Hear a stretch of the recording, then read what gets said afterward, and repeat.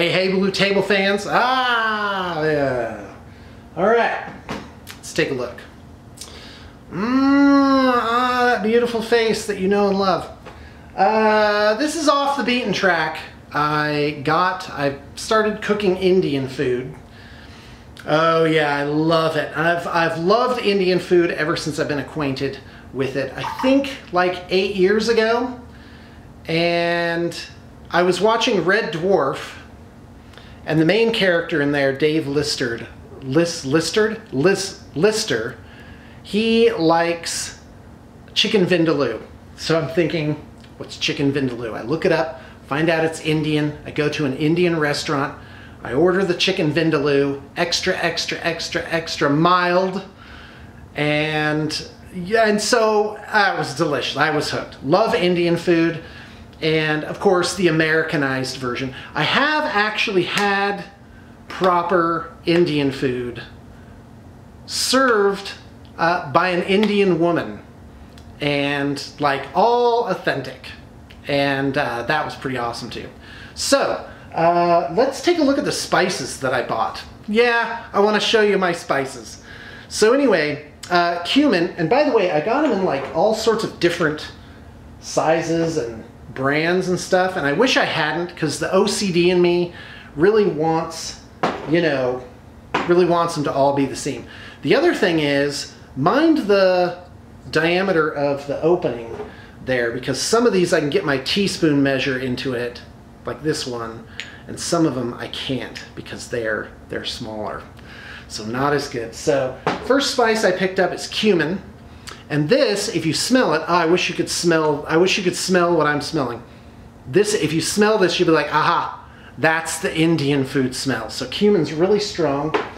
And in most recipes, it's kind of like you just put equal amounts of all this stuff. I don't think it even matters. Or I think it matters very little, because the spices are so strong, it just kind of has that Indian food taste to it. Cardamom. Now, cardamom is, I actually haven't used very much of this. It has kind of a medicine-y, sort of almost like a root beer sort of scent to it. Turmeric. Now, turmeric's supposed to be really good for you. I don't know much more about it than that. By the way, feel free to chime in the notes and tell me all about it, because I'd love to learn something new. Because I do not know everything. I am barely making this stuff. Like it's barely edible. But for me, it's like great, because it's usually 25% by purchasing it at the store and actually making it myself, taking my own time to do it. It costs about 25% of what I would pay going to a place, not including the tip. So if you include that, maybe 20% of the actual cost. So turmeric has a very unique smell. It's very sharp, and but it's super yellow, and this is what gives things kind of that yellow stain to it. So turmeric. I've got red curry, which oddly is not very red, and I thought the red curry was like, that's what gave it sort of that potent Indian food taste to it. No, not at all. This stuff, it's not very strong, but it's mild, almost sweet. So red curry, and I do use that to give it a little bit of that color to it. It's like if I want something to be red. Of course, if you want the sauce to be red, use tomato paste. That'll redden it right up. And then I got coriander seeds. I don't know why they haven't turned out that good. I put them on a few things, but not my favorite. I meant to get coriander like crushed, and I bought this by accident. And the last thing, which I couldn't find at my local store, I've heard they've got it at Whole Foods. I bought this online, and it took 2 days. Like I ordered on Monday, Wednesday morning it was in the mail. It was arriving in the mailbox, which was pretty cool. Frontier Co-op Organic Garam Masala. So the first chicken tikka masala recipe that I did, I was like, it called for this, and I didn't have it, so I just left it out. I just put it in red curry instead. And it turned out all right, but this is the stuff. And I thought garam masala was like its own thing, like there was a garam plant or whatever. But if I looked it up right, garam masala means like spicy spice. is the rough translation. Correct me if I'm wrong.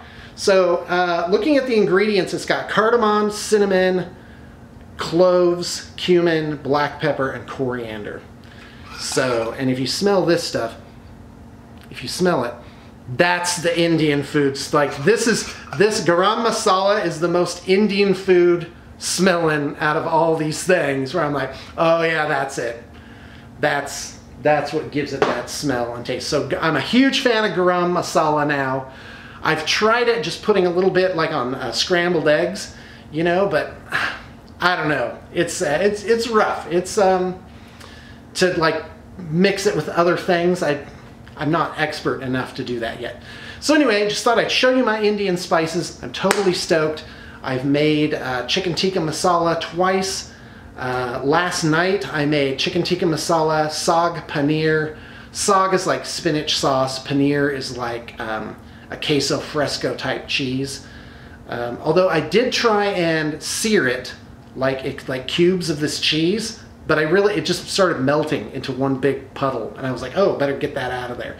So I don't know what I'm doing there. It turned out though, it tasted just great. And then I made, what was the last thing? Cucumber raita, which is like a yogurt sauce with cucumbers.